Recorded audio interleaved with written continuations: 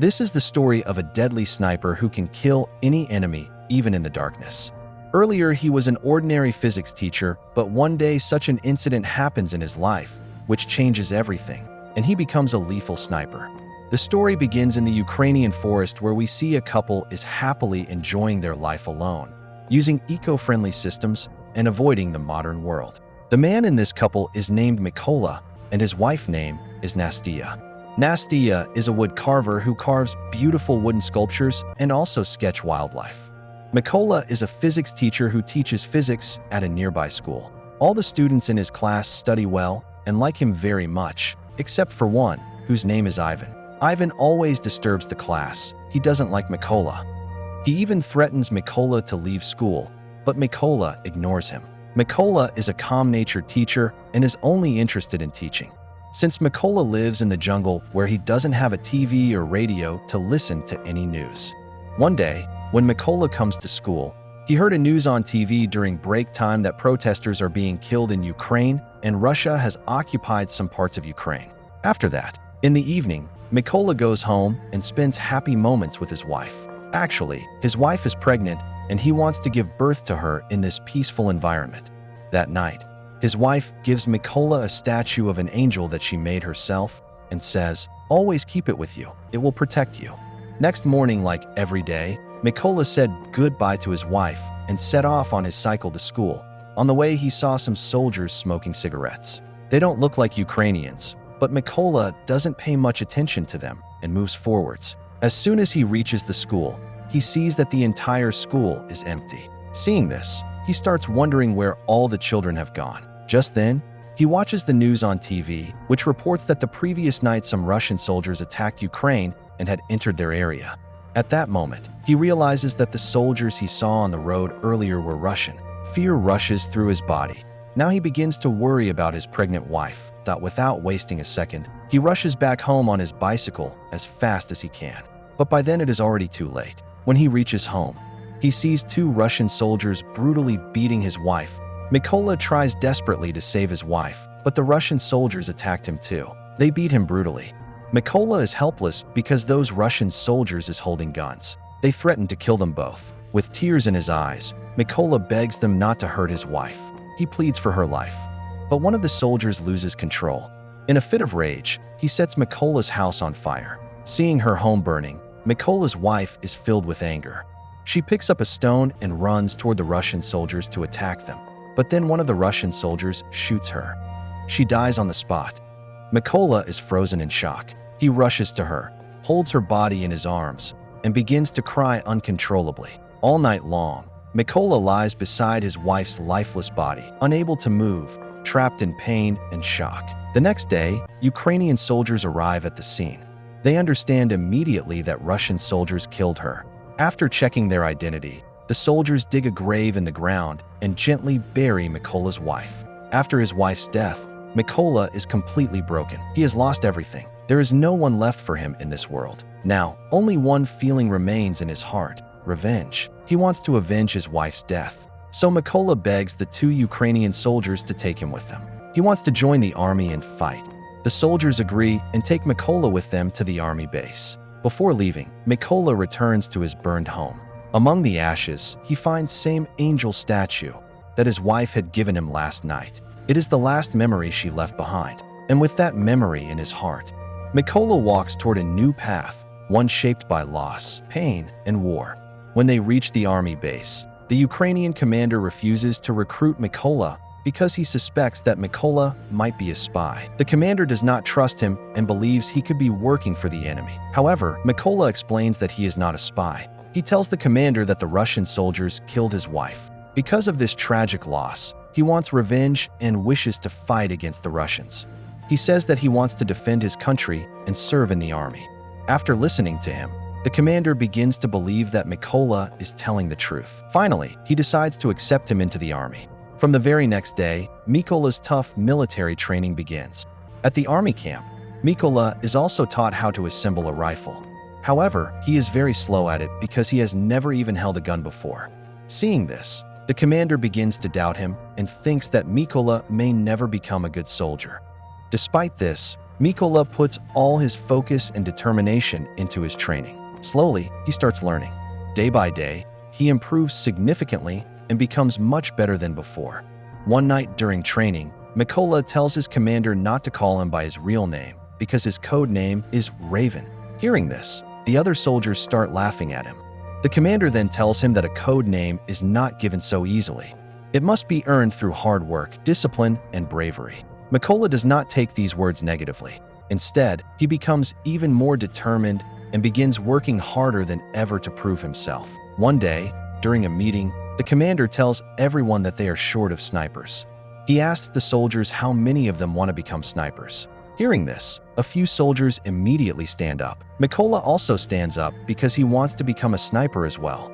Seeing him, many of the others begin to laugh. The commander looks at Mikola and tells him that he is not ready to become a sniper. He says that Mikola cannot even properly assemble a gun yet, so becoming a sniper is far beyond his current ability. In response, Mikola confidently says that he can prove he is capable of becoming a sniper. The commander then challenges him.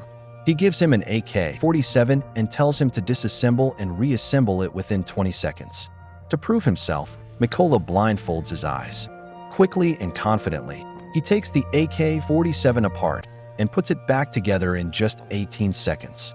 Everyone is shocked. The same soldiers who were laughing at him moments earlier now begin clapping in admiration. After this, Mikola's sniper training officially begins, and he is sent to a different training camp for specialized instruction. During the training, Mikola is given an old gun, while the other trainees receive new model weapons. Noticing this unfair treatment, he asks his senior officer for a new model gun, but the senior tells him that he must first prove himself worthy of it. Now, Mikola has no choice but to train with the old gun. During training, the senior officer explains that a sniper must have very strong calculation skills. A sniper should never move from their position in any situation, because if the enemy find their location, they can be killed immediately. To practice this, the senior fires bullets near all the trainees. Any sniper who moves from their position loses points in the training. When it is Mikola's turn, he does not move even slightly. He remains steady and successfully passes this part of the training. In the next training session, their eyes are covered with a board and they are asked to aim at a target.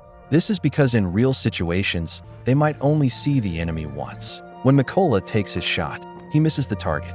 Then Mikola says that if he had a new rifle, he would definitely hit the target. At this point, the senior tells them that a sniper is made dangerous not by their weapon, but by their skill and ability. The next training is even more difficult. The snipers must shoot their target at night, using only the light from a flare.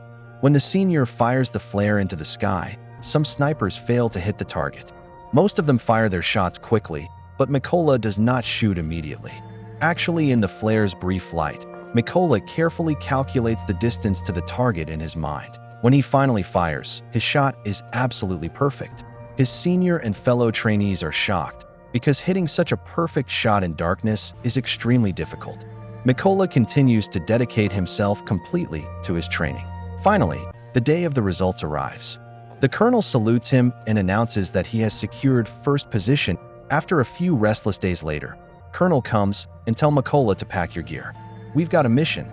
Actually, Russian forces had taken control of a remote checkpoint.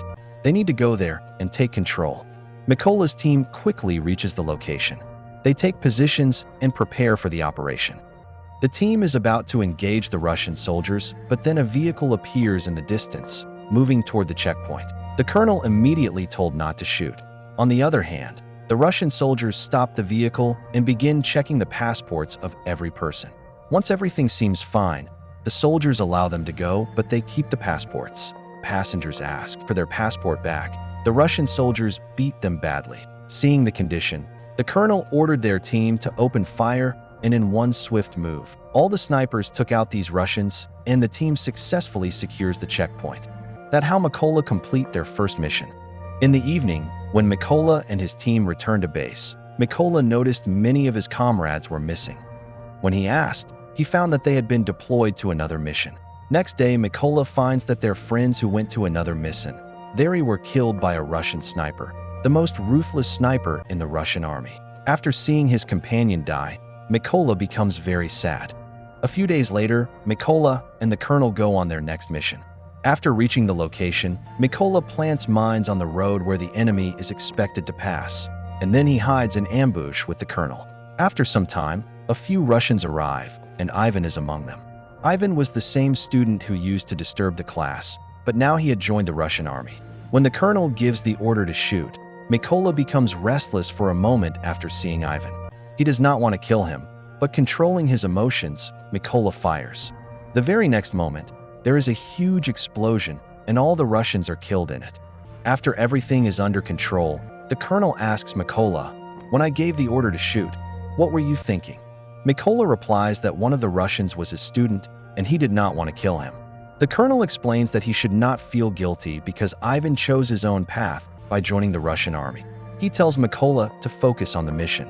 After completing the mission, they go into a tent where the colonel shows Mykola a family photo. He tells him that he has 2 little daughters. He and his wife have kept it a secret that he is a soldier. His family thinks he is on a business trip. Mykola then shares how the Russians killed his wife, and now he is all alone.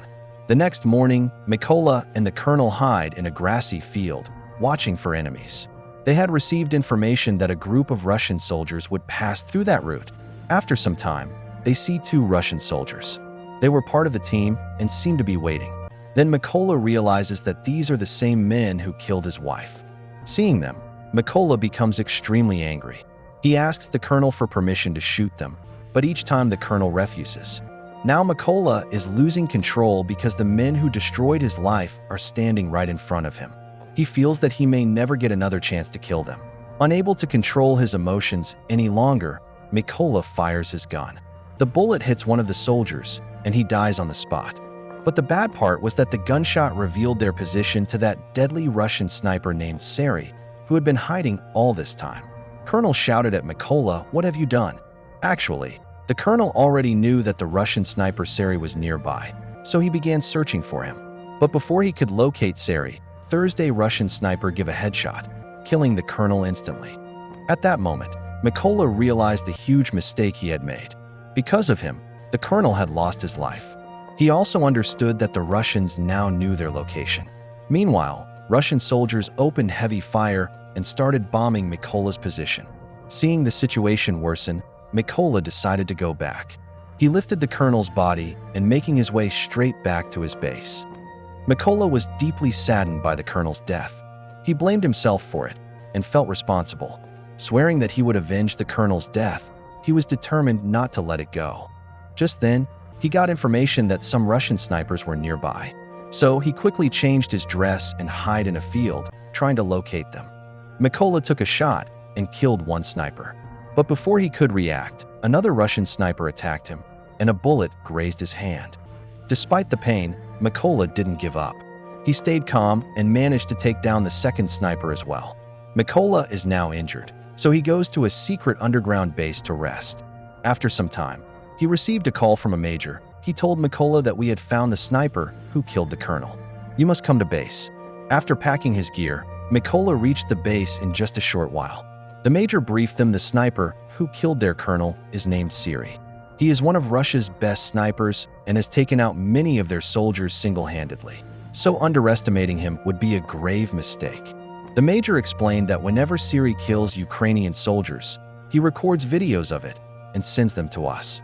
He does this to scare the Ukrainian soldiers. Siri is the kind of sniper who usually doesn't move from his position and waits at a particular location to hunt his enemies. And that location is surrounded by numerous chlorine tanks, so they cannot just blow it up by bombs. So we will have to go there physically and kill him directly. So they all make a plan. The strategy was to attack Siri's position with 2 teams. The first team would engage the Russian soldiers head-on, and once they had eliminated all the outer guards, Mykola would use that opportunity to move inside the building and kill Siri and other snipers. After finalizing the plan, the team set out toward the location. Upon arrival, all the snipers took their positions, aimed carefully, and settled in for the operation. Siri was also sitting with his sniper, ready and aiming. Slowly, Mykola entered the building, where he saw 2 Russian soldiers who were busy with each other. Without hesitation, Mykola shot both of them and moved further inside the building. Following the plan, Mykola signaled his team. As soon as they got the signal, the snipers positioned outside the building opened fire and eliminated all the soldiers standing there. Meanwhile, Siri noticed that none of his men were reporting to him. He sensed something was wrong and went up to the roof, where a Russian sniper had been positioned. But when he got there, he saw that the sniper was already dead. Actually, Mykola had taken out that sniper and was silently eliminating everyone one by one. Seeing this, Siri realized that the Ukrainian soldiers had killed his men and had now entered the building. He immediately called for backup, but it would take the team another 10 minutes to reach him. Hearing this, Siri quickly returned to his position and started searching for the Ukrainian soldiers. That's when he noticed a small statue on the table in front of him that Mykola had placed there after Siri stepped out. Before Siri could even react, Mykola attacked him with a knife and killed him. Then he threw a grenade to kill the third sniper. In this way, Mykola eliminated all the snipers. A short while later, Siri's backup team arrived at the building, unaware that all the Russian soldiers, including Siri, were already dead. They kept calling Siri repeatedly. Then Mykola answered the calls and told them, "You will all pay for this." And with that, he shot the truck driver. As the gunfire erupted, the Russian soldiers panicked and jumped out of the truck. But as soon as they did, the Ukrainian snipers lying in ambush attacked them ferociously, killing everyone. Few days after completing the mission, Mykola visited his wife's grave, having avenged her by killing all her enemies. There, he swore that he would serve his country until his last breath. With this, the movie ends here. Please tell your opinion and write next movie name and comment